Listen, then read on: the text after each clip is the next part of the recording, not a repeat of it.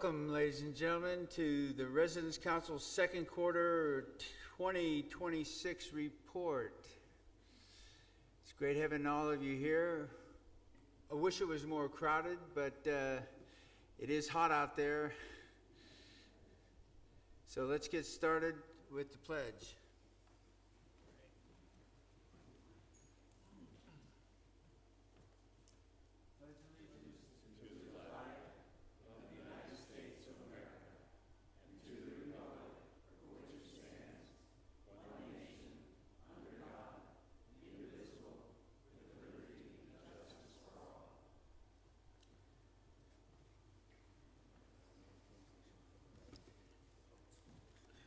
We're going to have a report from all the committees. They've been doing outstanding work, and the community has been vigilant in giving us the kudos where they are welcomed and deserved, and the areas that we need to look into to make this a better community. We want you to continue with the suggestions, and Cubico is the way to go. It helps us keep track of all the suggestions that you have, so we can remedy your concerns. Without further jawboning by me, first, I want to thank Patty for setting this up. She does a great job. She's amazing.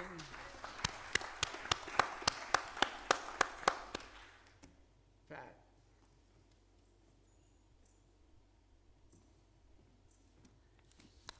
Good afternoon. I am delighted to introduce our newest residents that have joined our community since the last quarterly review. First, Leroy and Patricia Hauer.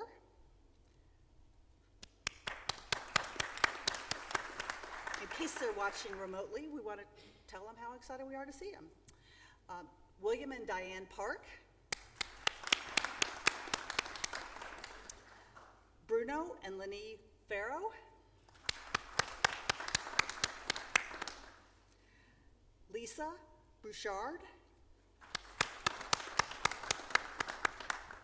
Carol Williams, Arthur Ross, and Vicki Griffiths. Yay! Welcome. Donna Moore. There's Donna. Warren Dobbenspeck. Iris Parker.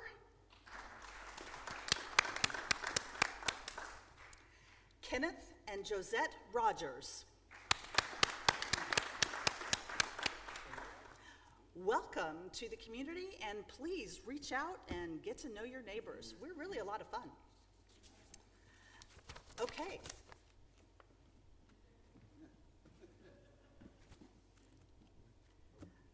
Since Deborah Sheffield is traveling, I have been asked to deliver her comments. So if anything's wrong with the comments, these are on her. I have the privilege to chair the Activities Committee with our staff liaison, Candace, and her incredible resident services staff, Gail, Brittany, and Doug. There are 12 residents on our committee: Bill, Ed, Daryl, Jenny, Kathy, Taver, Judy, Shelley, Judy, Rick, Steve, and Greg. Oops, got that one backwards. Please know that your feedback is very important to our success of this, to the success of this committee. So I encourage you to get to meet these guys, share your ideas, and ask about or make comments about our activities. We are an active, vibrant community sharing in activities organized by the Activities Committee, by Candace and her staff, and many others by resident volunteers. You all contribute to this interactive environment, and I wish to thank all of the residents who volunteer their time and talents to lead activities with fellow residents. Without your leadership, we would not have such a vast variety every week. I have a couple of quick announcements, and then I'd like to talk more about volunteering. There are several monthly karaoke events scheduled, and others will be added as attendance warrants. We are all very excited that Phyllis is now returned back to the lounge. I hope you've all had the opportunity to visit the wall outside the library over here. The exhibit showcases our talented resident artists and a special collection showcasing classes that are available in the studio. If you see a class that you'd like to participate in, please remember to sign up on Cubigo, since most have limited space available. The studio is now offering classes to Oakview Suites residents and several support groups. Please watch Cubigo and read the Village Weekly for a full array of events scheduled for the week of July 4th, celebrating our country's 250th birthday. The next pool tournament will be held in August, so stay tuned for details. Almost 40 residents participated in or supported the DeLand Breakfast Rotary's Wild Game Feast. That's hard to say. The club started this annual event 35 years ago and has raised over $2.5 million for local charities. It is estimated that funds collected this year will be close to $110,000. This is another example of our residents volunteering to help our community, both through memberships and supported participation. Lastly, I'd like to talk about volunteering. Benefits of volunteering include providing not only a sense of purpose, but is also known to improve social, emotional, and physical wellness. When volunteering, you are making a positive difference in people's lives while improving your own self-esteem, confidence, and building social connections. On average, 59% of our residents volunteer on campus and 27% volunteer off campus. Currently, more than 100 volunteer opportunities are available on our campus alone, truly something for everyone.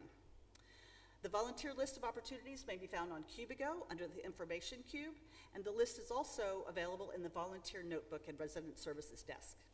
Please remember to log your volunteer hours in Cubigo or in the volunteer notebook. Now, as I've already mentioned, many of the activities on our campus are organized and led by residents, but their involvement extends far beyond our campus. Many residents also volunteer in the broader JKV community, including assisted living at Oakview Suites and our newest neighborhood, Oak Haven. In fact, some residents have already begun sharing their talents there, from teaching skills to providing musical entertainment. If you're interested, Majestic Oaks is also actively seeking volunteers to assist in memory care, long-term care, and rehabilitation, offering meaningful ways to make a difference in the lives of others. Each year, our residents generously support the Orange City Elementary School pantry through Community Food Drive. So mark your calendars to be on the lookout for details regarding our next collection, which will take place this fall. The school is also seeking volunteers to make a difference in students' lives by reading with the children, helping them strengthen their math skills, assisting with assessments, or supporting PTA events. If you'd like to learn more of any of these opportunities, please let me know.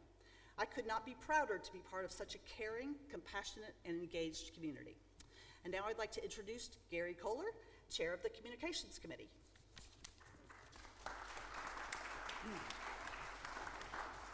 Thanks, Pat. Good afternoon, everybody. I'd like to first thank all my committee members, and there are 8 of them, and all the subcommittee members there. For example, think the library committee.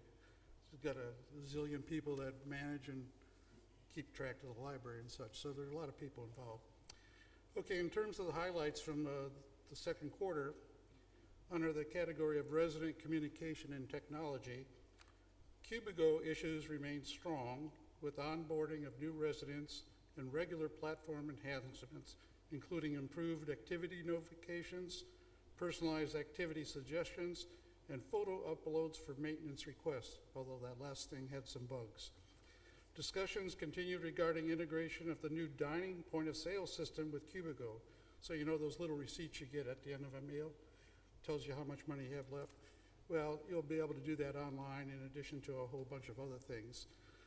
Unfortunately, it doesn't tie in with Cubigo, and so there's concern that the duplication of functions, training requirements, and ease of use for residents.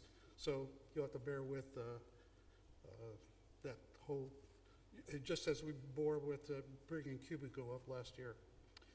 Staff continue reviewing resident feedback and addressing communication concerns, including event scheduling, accuracy, notification clarity, and recorded program audio quality, which is an ongoing issue if you try to listen to one of the taped presentations. Publication in media, the spring issue of Village Life was published while work progressed on the summer and fall editions. A future edition will feature volunteer recognition.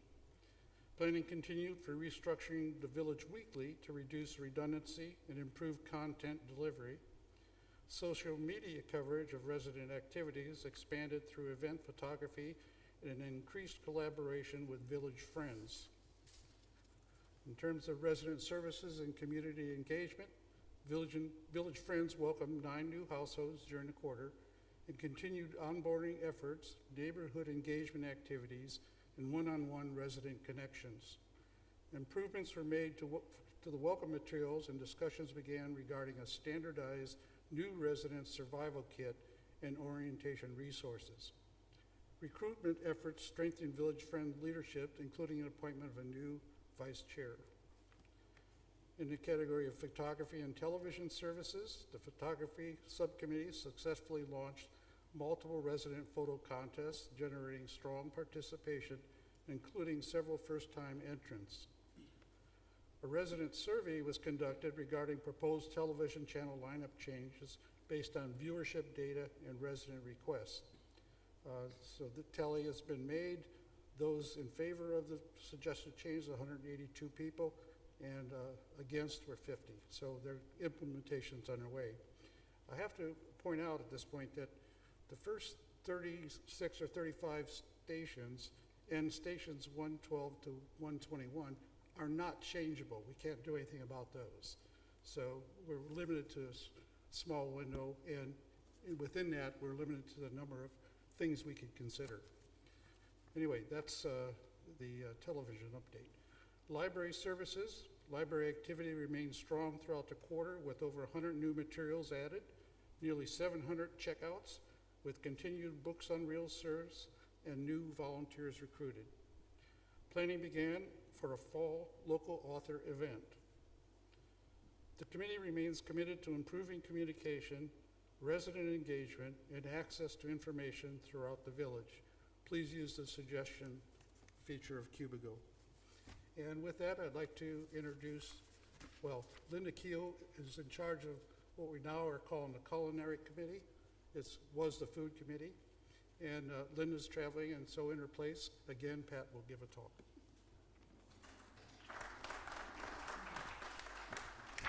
Y'all are gonna get tired of seeing me.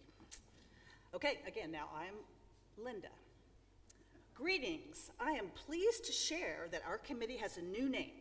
We are now officially the Culinary Committee, reflecting our partnership with the Culinary Services Administration and our shared commitment to enhancing the dining experience throughout John Knox Village.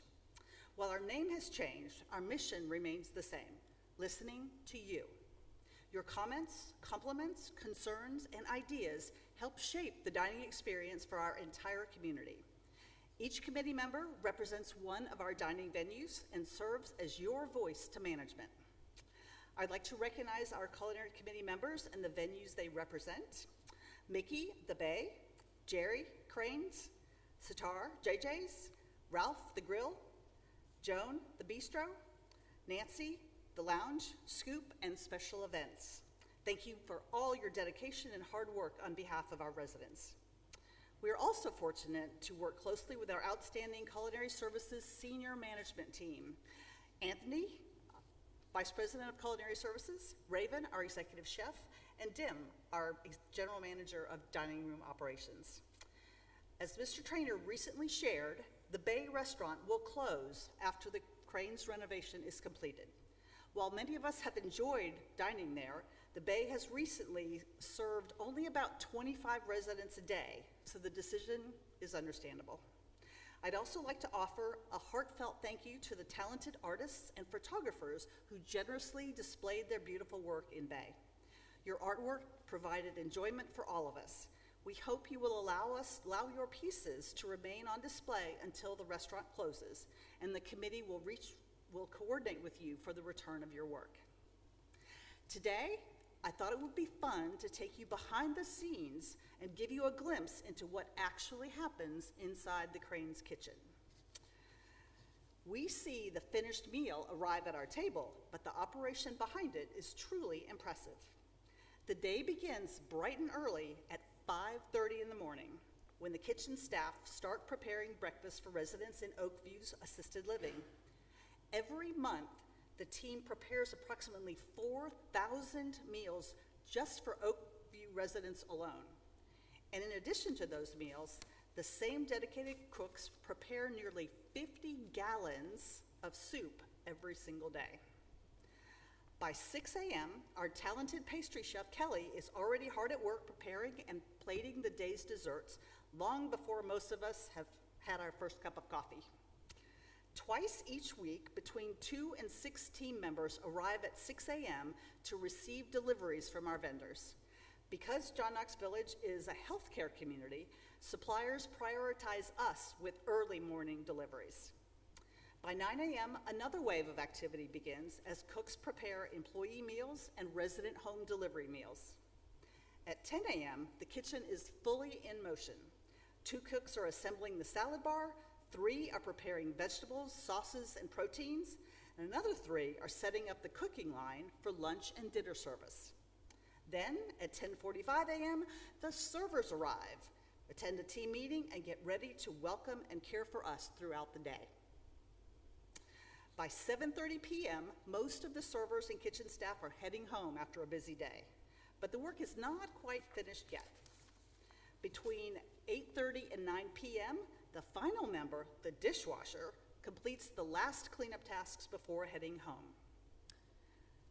To illustrate the journey of a filet mignon dinner, we've prepared a slide to show you the stages involved in creating the filet mignon entree, from delivery to receiving and inspection, to expert trimming, to precision portioning, to grilling, to order, to plating for the resident.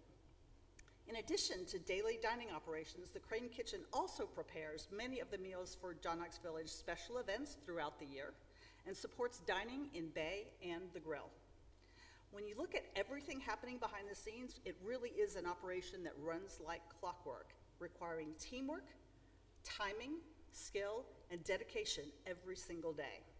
So the next time you enjoy a meal at Crane's, I hope you'll think about the remarkable teams working hard and starting long before most of us are awake, all to provide delicious meals and wonderful dining experience for our community. Now, I'd like to turn the microphone over to Mr. Gary Boyers, Chair of the Employee Appreciation Committee.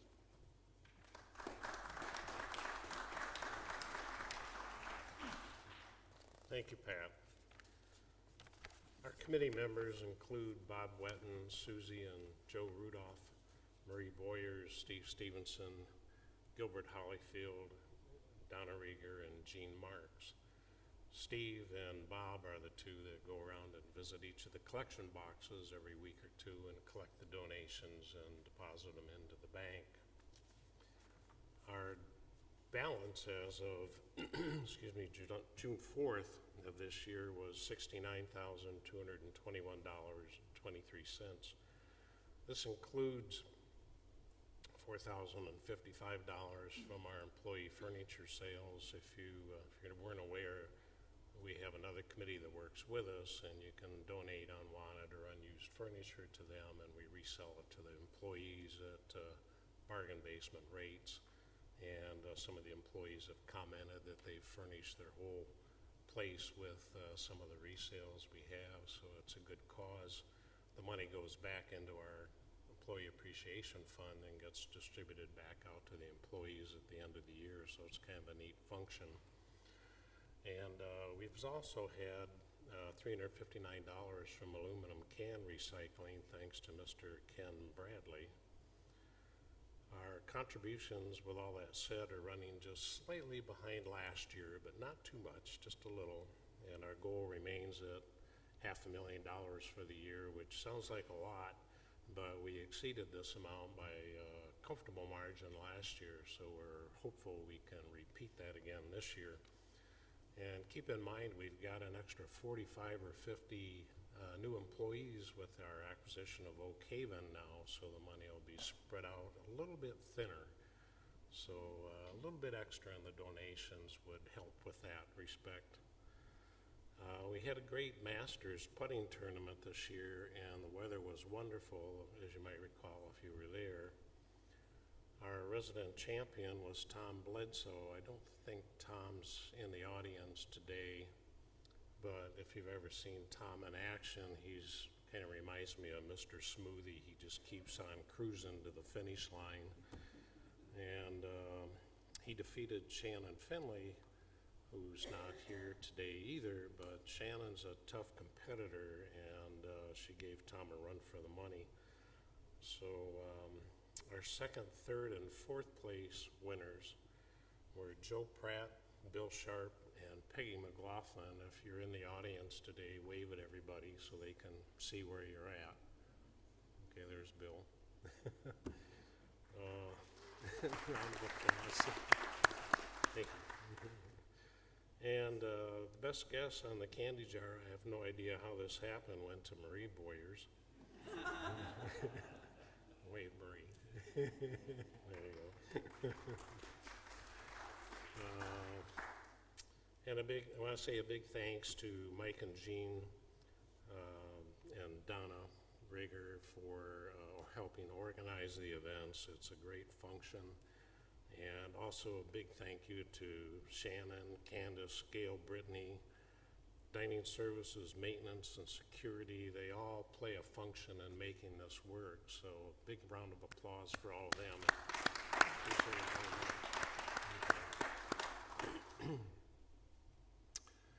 But fear not, we have more fun to come this fall with our cornhole tournament, which has been pretty popular. We have the preliminary on October 16th, and the final and exhibition match will be on October 23rd, and those take place right behind the bistro.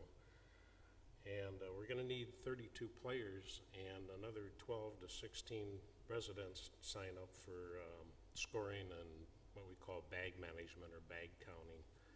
And so watch for that to open up on Cubigo later this year. The last day to contribute to the fund this year is Sunday, November 15th. And we'll do our final deposit the next day on Monday and notify accounting of our account balance, and then we start the check printing process. And our Employee Appreciation Day will be held on Tuesday, November 24th. And we'll need 27 volunteers from the community to help us pass out checks to the employees and thank them for all the hard work they do for us all year. So if you're interested in signing up, take part in that, watch for that to open also later this year. But most of all, please remember that most of us never see half of our employees. Those are the ones that work at Majestic Oaks and Oakview Suites, in the laundries, at Oakview Oak Haven Premier Memory Care. Nobody really wants to go for a stay at these places, but it's nice to know we've got them right here in the community. Okay, thank you.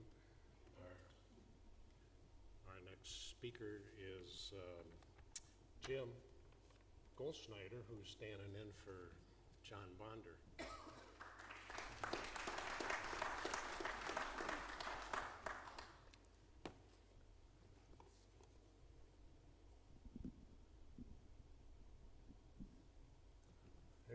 There's the guy there. I can see why Pat asked me the other day, was I going to show up? Because otherwise, she was going to have to do John's presentation as well. In fact, maybe next quarter you could do them all. So John's cruising around the Great Lakes someplace with Kathy, and Kathy and John are both on the committee. John's the chairman. Doug Anderson and Dick Blott. Dick's not here. I don't know if Doug's here. I don't think Doug's here either. So it's just me. That means they can't refute anything I say. Our committee, it's just 5 of us, and keeps it nice and close-knit. John, this is John's fault. He said, since we open our committee meetings with dad joke, he said I was to tell one of my favorites. The problem is, I have a lot of favorites. And one of the people that really I'm telling this for is Arlene Moss, because she always asks me, tell me another one. So my friend's bakery burned down. Now his business is toast.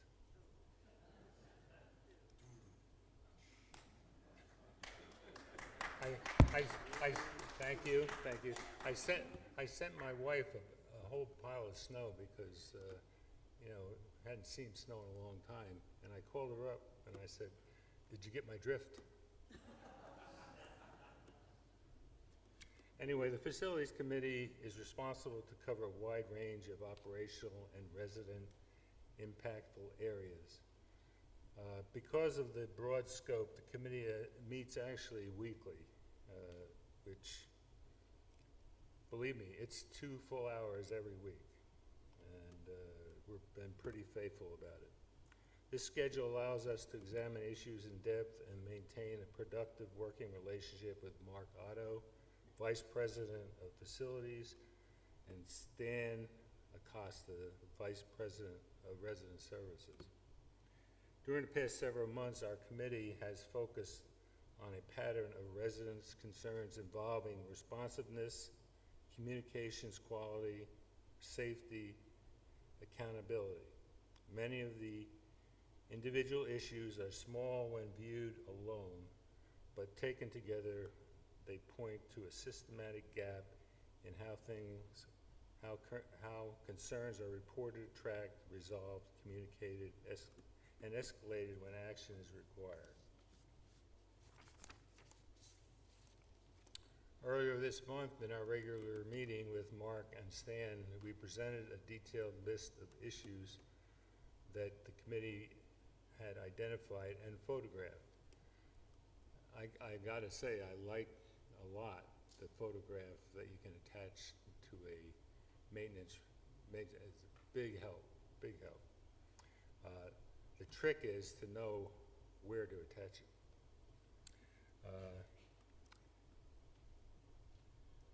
Some of the maintenance requests in Cubico are confusing and incomplete status or incomplete status updates. So sometimes you get a complete when all it really means is it's moved. What's that doing there?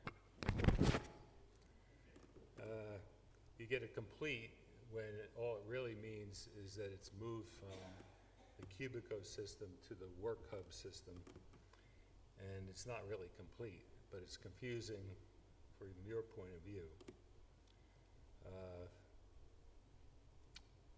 We reported physical missing items like missing lamppost covers, damaged curbing, broken signs, damaged chairs, and sprinkler problems. And landscaping concerns, we've had a lot of them, right, because of the winter.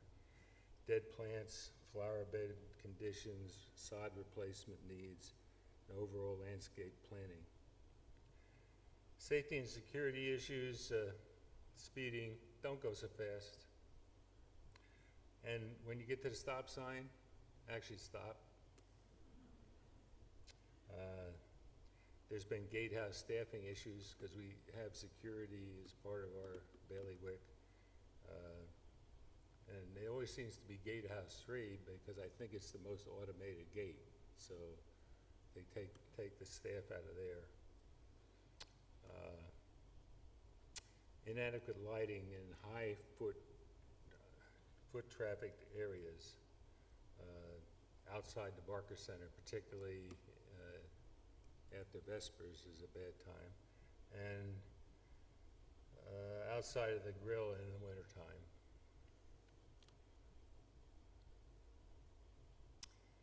Recently, new thing come to light, autonomous vehicles. How many people have autonomous vehicles? Just curious. Anybody in here? A couple, and expanding. You know, pretty soon you'll be going down a road in John Knox and nobody will actually be driving. It'll be all autonomous vehicles. You know, as you get new vehicles, they get more capable. Resident transportation after-hour availability, boarding challenges for residents with mobility limitations, and clarity of service expectations. And communications, timeliness and accuracy of notices regarding water shutoffs. We'd had water shutoff, speak faster. But there's 4 people who aren't here. We've had water shutoffs that we don't know why, you know, and we sometimes don't find out at all. Recycling standards, don't put glass in the recycle. That's the main thing. And skipping that one, speed things up. Facilities specific concerns around the grill entrance, Gatehouse 2, Barker Center parking, odor control and maintenance in the chapel. Now, let's face it, the chapel totally needs to be redone. I don't know how you get that to happen, but it really needs to happen. Landing, clubhouse, pool maintenance. I don't know if you recall the umbrellas that were sitting over in the corner behind the pool and some of the algae and stuff on the pool deck. So anyway, our overarching concern is straightforward. Issues must be acknowledged, prioritized, assigned, completed, and verified that are complete with clear communications to residents throughout the process. The committee will continue its weekly meetings and its collaborative work with Mark and Stan to ensure that all these things I discussed will receive attention. And I want to make one plea to all of you that you can help. Mark Otto and his crew, there's so many eyes that see stuff, right? But there's hundreds of us that see stuff. And if you go to Cubico, you can select common areas. If you got a problem with a common area, and in common area you can select general maintenance. And in general maintenance, you can actually then put in an item for that particular area, and she keeps waving at me. This is my last sentence. And attach a photo, and they'll actually get taken care of, and there's now 150 eyes sending things in instead of just the few in the maintenance group. So I'm going to introduce Dick, because I didn't write this.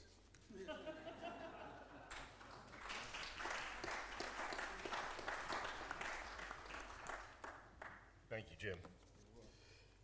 Thank you to the members of the Finance Committee. We, for those who are new, we don't do finance, we monitor finance. We meet with Cynthia Pohl, who is the CFO, the Chief Financial Officer, and Nicole Schmitter, who is the Controller in Administration.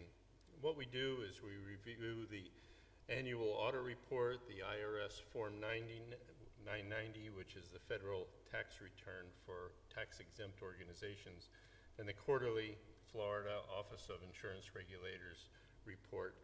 At our last meeting, that's the report that we reviewed, which was the first quarter of the OIR report.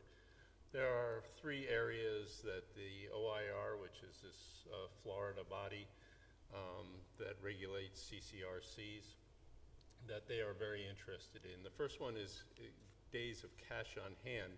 So if we all decided not to send in our monthly fee anymore, the organization could last 795 days without any income. That's significant. The OIR requires only 100 days, so we're in good stead. As you can see by the new residents that Pat introduced, our occupancy is very, very strong. We reported 90% in the OIR report, but that's a rolling number from the beginning of the year, or a year ago. So it's not really representative of today. We're above 90%. And the third area is debt, and as you know, we don't have any debt, which is wonderful. One of the questions that interests the Finance Committee at this time is, you probably heard through a Joe chat, that the plan is to build out the 10 acres that is on the northwest corner of the property, which is just woods. And one of the concerns is, will we go into debt if we build that out? And we've been assured that that won't be necessary, that the reserves are enough to carry that, which is excellent news. For those of us, if you're new and you'd like to see the reports that are submitted, they're actually filed in the library. Across from the check-in desk, there's a bookcase, and you'll see some binders in there that have these three reports that I noted, and you can go in. And if you have any questions, feel free to ask Karen Lane. She's sitting right over there, and she'll direct you through them. Thank you all, and appreciate it. And I'm introducing Joe Elam.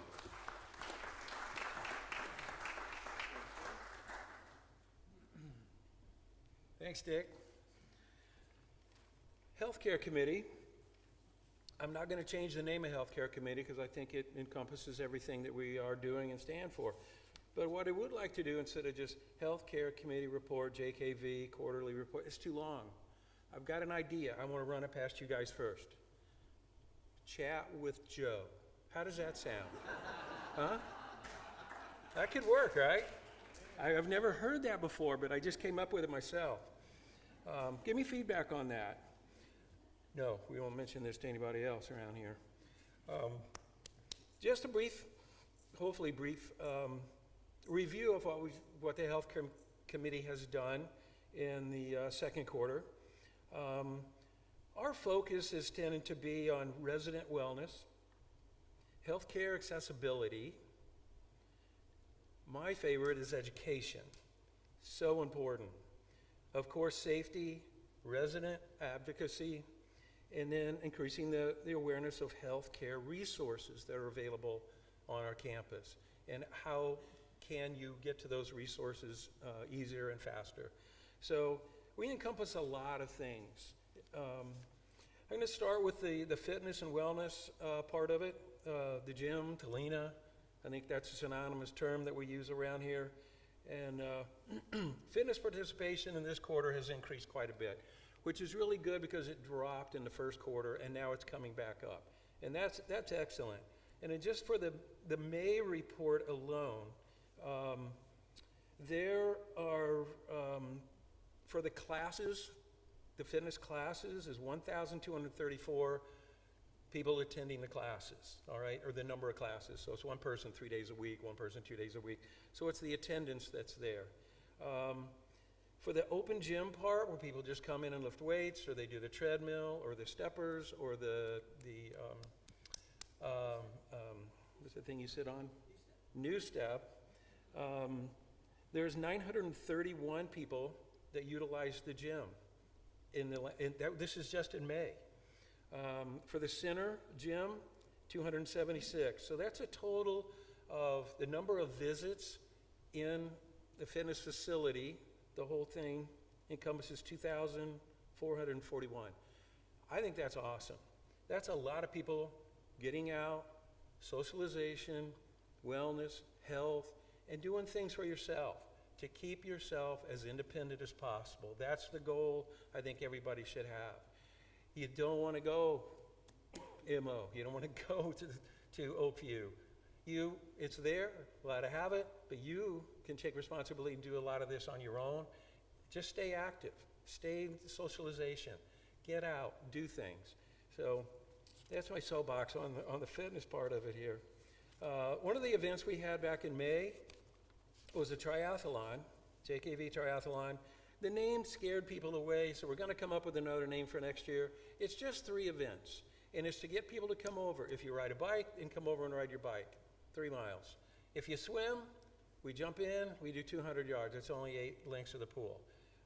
If you walk, then it's a 1-mile walk. And you get to walk with everyone and socialize and talk, get some exercise while it's going on. So it's not a true triathlon where you're competing against everybody else. That's not what it was designed for. It was just to get people to come out, exercise, and enjoy the camaraderie of everybody around you. Right now, middle of June, we're doing a swim challenge, and that is, originally we called it a 5-mile swim. We wanted to see if we could get a group of people cumulatively to swim, record their lengths of the pool, and see if we could get 5 miles. Well, we were wrong.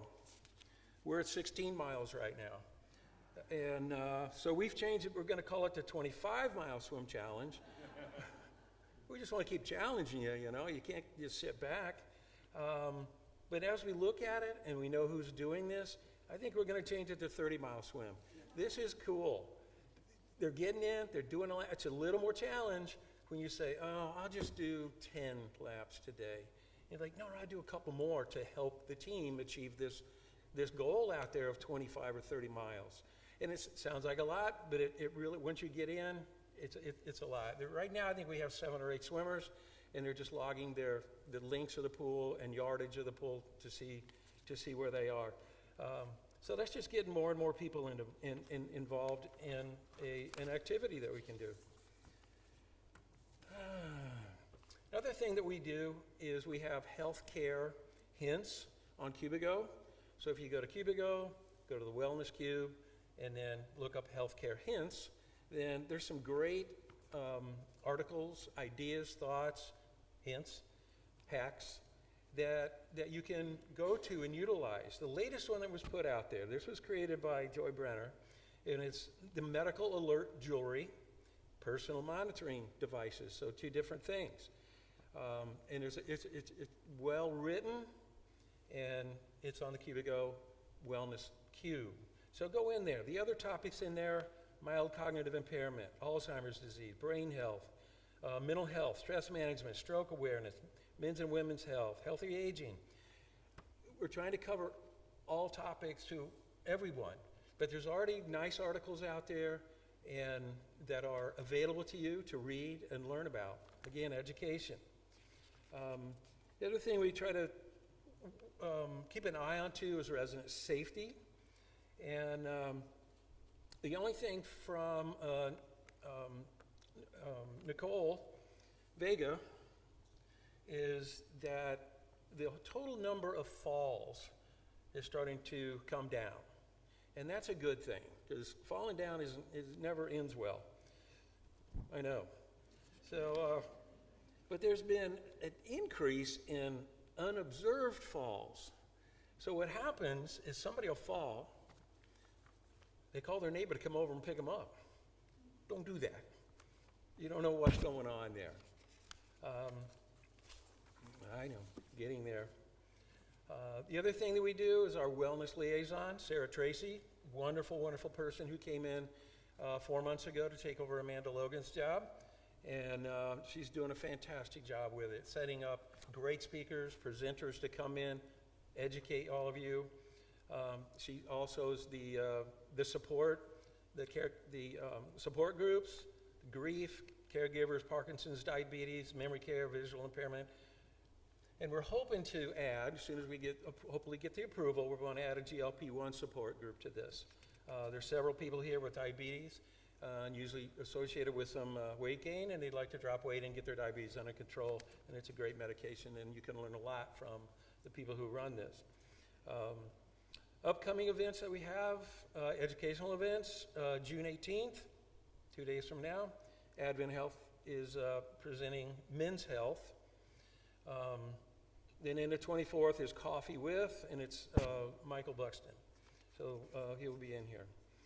The reports from Oakview and Haven, they do some amazing things. We just call them the Amandas because they run both of those facilities, and it's phenomenal. The entertainment they do, the activities, everything is amazing what they do in those areas. In closing,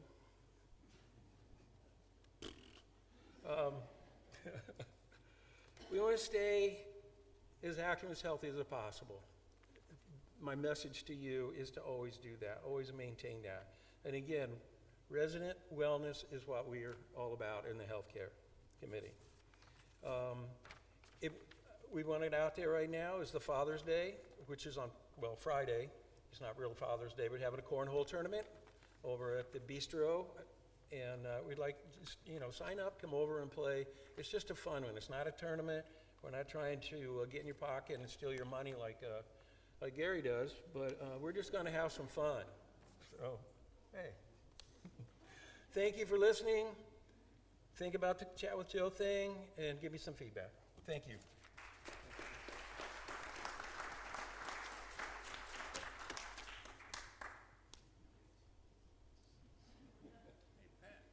And Joe is now turning it over to Gary Barron.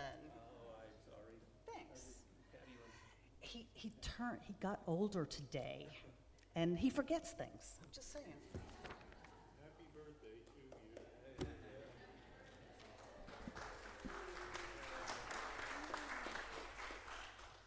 Hello, everyone. I apologize for not being here to deliver these exciting comments. As you know, the Nominations Committee has been working very diligently to present to the Residents' Council a slate of individuals who have volunteered to serve as committee chairs for 2027. The Residents' Council has a direct voice to our management staff and is the best and most effective method of communicating our desires and concerns. The council has a very cordial relationship with all of our management team, and contrary to some baseless rumors, our management team is absolutely receptive to our input. For 2027, we had many more well-qualified residents apply than we had available positions. The residents selected expressed a very strong desire to be a committee chairperson and hence a member of the resident council. The slate of nominees were approved by the 2026 Resident Council in our May meeting, and I'm delighted to introduce them to you now. Please stand when I call your names. In alphabetical order: Joy Brenner,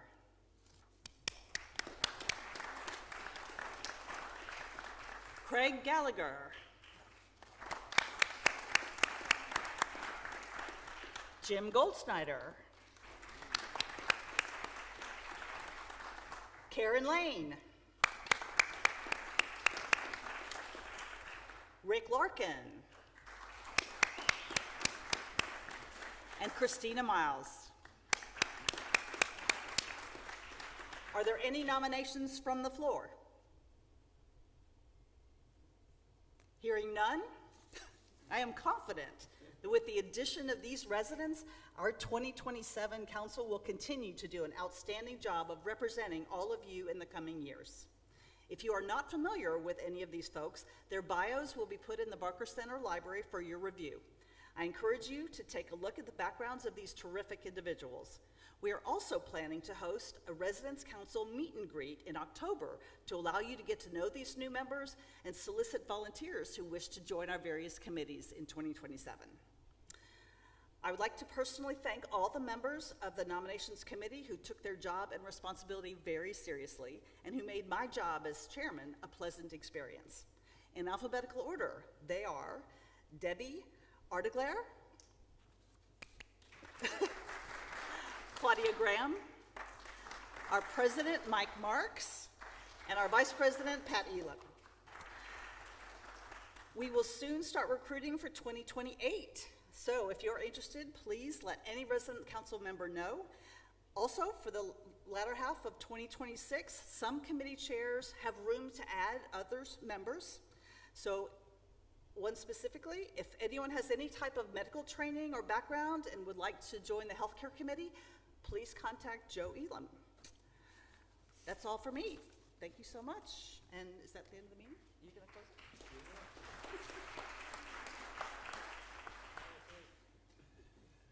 Well, you can see why I took this job, because I got chairman to do the job for me, so I didn't have to do anything. So I won't prolong this meeting anymore with my not doing anything. The meeting is adjourned.